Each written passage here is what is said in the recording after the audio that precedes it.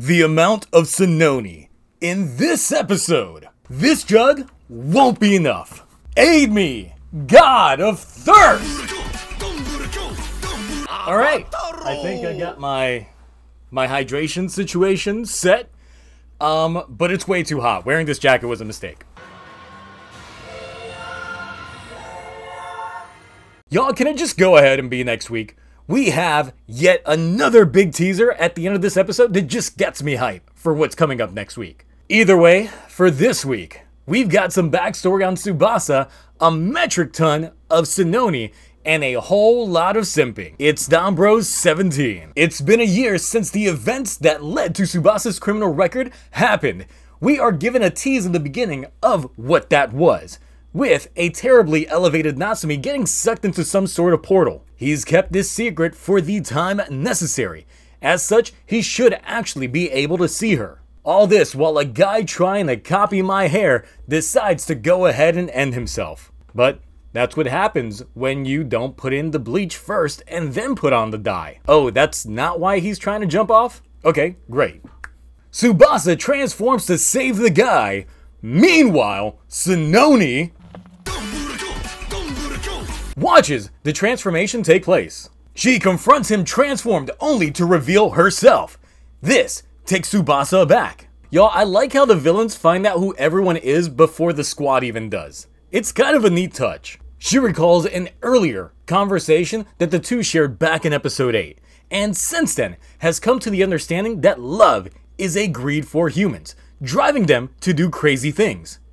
Sounds a lot like Tsuyoshi. Meanwhile, Tsubasa has a contradicting point of view on the entire matter. Though, as it turns out, the guy that he saved is harboring a potential Hitotsuki due to love. So, Tsunoni makes a bet with him to see if he can go ahead and prevent that from happening. Though Tsubasa could be selfish and just go ahead and look for Natsumi, he decides to go ahead and help the guy because it's what Natsumi would have wanted. We are introduced to Tanabe Makoto, who I will now refer to as Tanabeta. His love story issues is that he was dumped. Why? Well, back during episode 7, he bitched out from the Hitotsuki attack and left his girl behind, thus reaching the beta status that I will now dub him with for the rest of this episode. To try and redeem himself, Tsubasa tries to set up an elaborate ploy. Meeting outside a Slenderman statue, Tanabeta confronts the girl he abandoned, Kanako. The mysterious monster of the week this week is the Dragon Quest Devil cosplay of Tsubasa edition. While hamming it up, he is confronted by Jiro, who he quickly realizes is Dog Food Man. Jiro uses seismic toss on Tsubasa, which leads to Tanabeta to ditch Kanako once again. After the failed attempt, Tsubasa encourages Tanabeta to just find another girl. Though hesitant, a wild Miho appears. This catches Tsubasa by surprise and he leaves Tanabeta behind as well. Kanako walks past a random Tsuyoshi who also gets thirst trapped, but he's got his fill of another man's girl already. Right after, Tsubasa shows up bumping into Tsuyoshi, which he confuses Kanako for the Natsumi that he's looking for. And another miss because he's got your girl. Why is everyone just walking in the rain with no umbrella? I can't be like the only one that noticed the obvious rain in this scene. Heatstroke, Tsubasa sees everyone as Natsumi and almost gets wrecked by a car.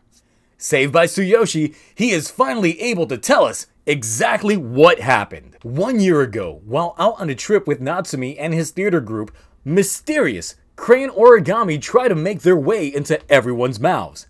Tsubasa, being a light sleeper, catches his and manages to stop its entry.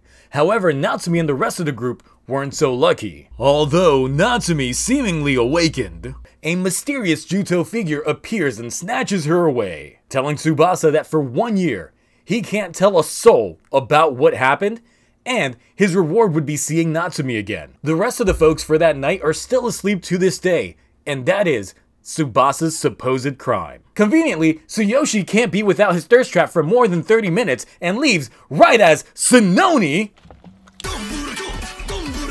appears and lures Tanabeta in order to win that bet. The thirst was strong, but is it strong enough to tell Tsunoni about love? Nope. Tanabeta decides to get in contact with Kana and wants to know the deets on why she left him. It turns out that she's got her own crush, as the person that saved her back in episode 7 turns out to be none other than Tsubasa, turning her into a mega simp.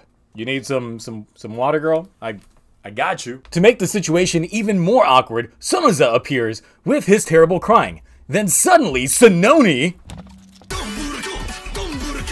shows up to rat out the dog, leading to a confrontation right in front of Kaneko. She can't handle seeing that she's been in love with a dog this whole time. And, not being a fan of doggy style herself, gives the worst acting job I've ever seen in the show recently, and changes into the Jetman Hitotsuki. So it wasn't a crane Juto that we thought from last preview. Taro and crew show up conveniently as Inu Brother gets chased out, and they quickly transform and give them all the business. There are some awkward moments in the fight, but of course, some of these are meant to be, such as the egg missile barrage.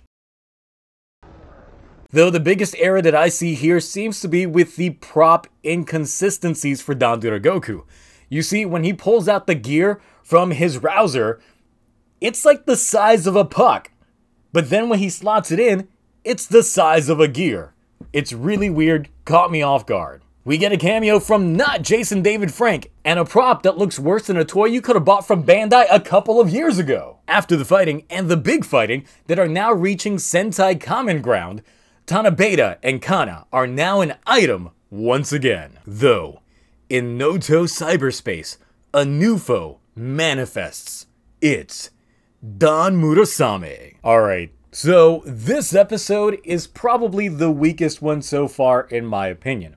We finally get the details on Tsubasa's crime. However, since we've been getting teases to the whole Miho and Natsumi connection, we've yet to see any real proper payoff to it. And it sucks, because as Sononi's #1 fan, she just had to be in the worst episode so far. So, it's so bad that it's gonna be getting the Bioman B.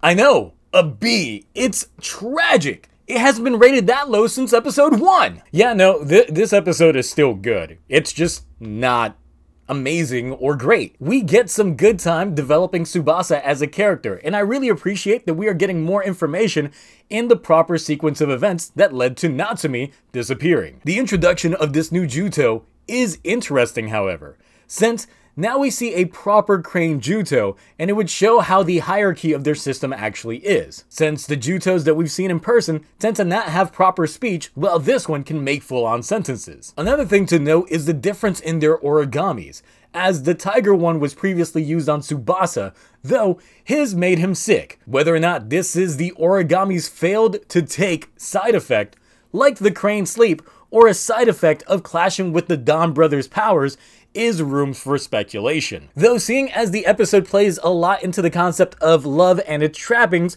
it makes you wonder if Tsuyoshi is actually under the spell of Miho, and he might not actually be in the relationship willingly. So it could lead to a bigger twist of events, as Tsuyoshi, we know of now as a character, might not actually be who he really is. After all, it's as if his life didn't really start until Miho showed up. That's some food for thought. Also, what were Taro, Haruka, and Shinichi doing that they manifested like that? The last 30 seconds really are the best part of this episode, with the introduction of Don Murasame. The ending voice makes it seem like it's voiced by both a male and female, or maybe I'm just hearing Sonoe in there, which could still lend some credit to what I was saying. Or, honestly, it could have just been my ears deceiving me. Though, the attire in itself seems to look a little bit more Konoichi, or like a female ninja oriented.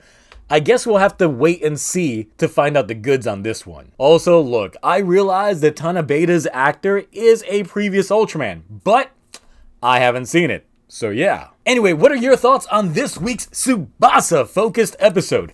Natsumi getting sucked away terribly, and Tsuyoshi's fake life. Where were Taro and the gang doing, and Don Murasame? That's it for me. I've gotta clean. Bye.